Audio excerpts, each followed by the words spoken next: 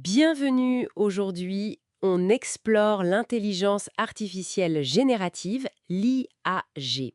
C'est vrai que c'est une technologie fascinante qui est vraiment en train de changer la donne pour l'enseignement, l'apprentissage. Ça soulève beaucoup d'enthousiasme, mais aussi pas mal de questions.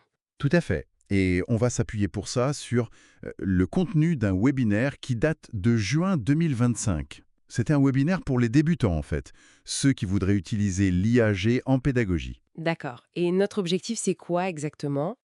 L'idée, c'est de bien comprendre ce qu'est l'IAG, voir comment on peut l'utiliser concrètement, en cours par exemple, et puis comment lui parler efficacement. C'est tout l'art du prompt, sans oublier les défis, notamment éthiques. Oui, parce qu'un point important du webinaire, c'était de dire attention, IA, c'est pas juste un programme simple, un automate. L'IAG, elle fait plus.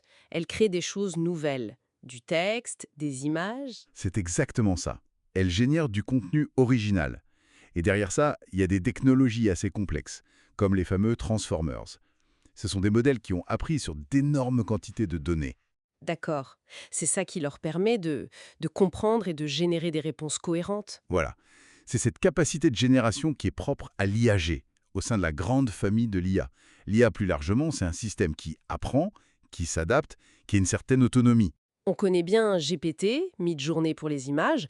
Le webinaire mentionnait d'autres outils, peut-être plus spécifiques. Oui, oui. Alors pour le texte, il y a ChatGPT, bien sûr, mais aussi Claude AI, Mistral AI qui est français. Pour l'image, Midjourney, Stable Diffusion.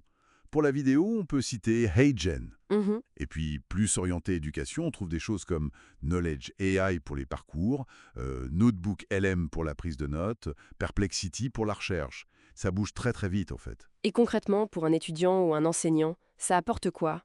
Le webinaire donnait des exemples précis, j'imagine. Ah oui, tout à fait. Pour un étudiant, l'IA peut devenir une sorte de tuteur perso pour résumer un cours, expliquer un point difficile, même aider à préparer un examen ou améliorer son style d'écriture. D'accord, comme un assistant, quoi. C'est ça. Et pour l'enseignant, le gain de temps peut être considérable. Pour créer un plan de cours, générer des quiz, il y a des outils comme Quiz Wizard pour ça, trouver des idées d'exercices, créer des supports visuels.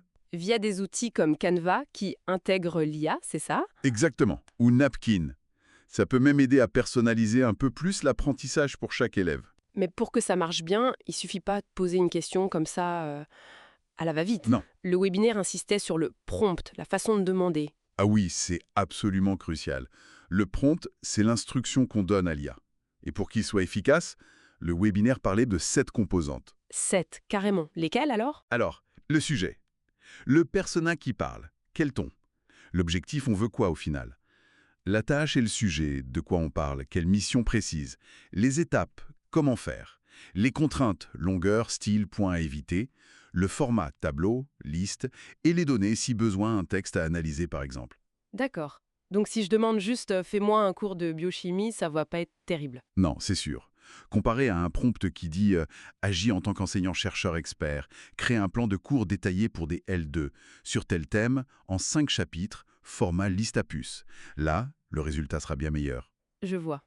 Et il faut pas hésiter à discuter avec l'IA, c'est ça, la challenger un peu. Exactement. Lui demander de détailler, d'expliquer comment elle arrive à sa réponse, de citer ses sources aussi, même si, attention, elle peut parfois les inventer, ses sources.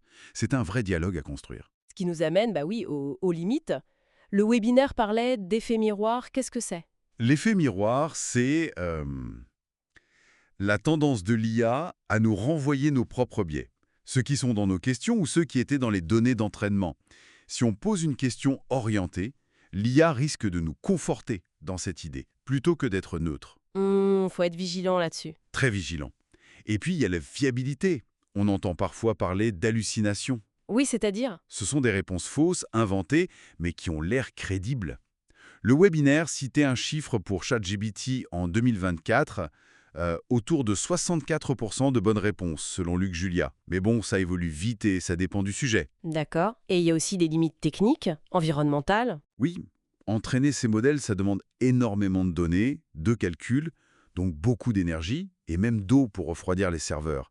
Une simple requête sur ChatGPT a un coût environnemental non négligeable. Ah oui, on n'y pense pas forcément. Donc, bien prompter, c'est aussi un geste un peu écolo, quelque part, hein. On peut le voir comme ça, oui. Des prompts précis évitent de multiplier les essais, donc les requêtes. Utiliser le bon outil pour la bonne tâche, ça compte aussi. Et la question éthique, bien sûr. Le plagiat, comment on cite une IA? Le webinaire abordait ça, hein. Oui, en insistant sur l'esprit critique. Il faut absolument garder à l'esprit que l'IA peut se tromper, qu'elle n'est pas fiable comme une source scientifique. Certains suggèrent de la citer comme communication personnelle, parce que sa réponse n'est pas stable, pas vérifiable comme une publication. D'accord. Mais le plus important, c'est de développer son propre jugement.